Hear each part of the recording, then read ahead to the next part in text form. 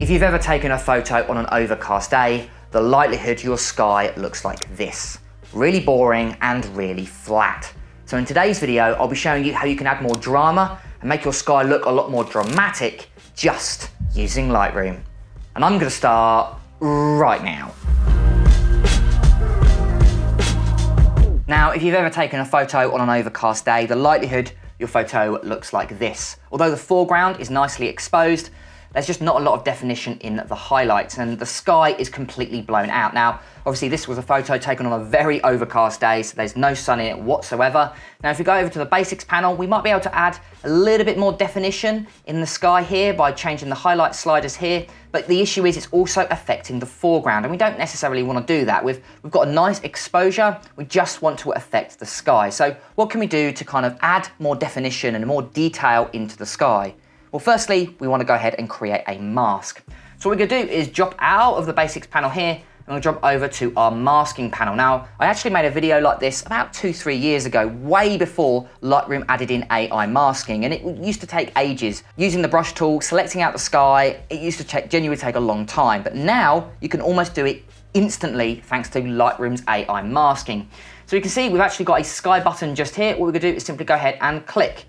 And within half a second, we've now got a really good detailed mask of the sky, which is really good. Now, what I used to do is simply go to the highlights here and drop that down. But as you can see, it doesn't really seem to do much. So instead of doing that, what we could do is actually targeting 3 specific sliders. The first slider I recommend specifically targeting is your exposure. Now, if we take the exposure here and drop that down, we can see we're immediately adding in a lot more gray and more definition into the sky, because although there wasn't a lot of definition, there was quite a lot of detail in those clouds, but they all kind of blend in together when you're shooting in RAW. So to bring back a little bit more interest and a little bit more kind of detail, what we can do is slightly drop down the exposure. Now, don't drop it down too far, because now the exposure doesn't match the overall brightness of the image. So I wouldn't recommend dropping it down any lower than -1.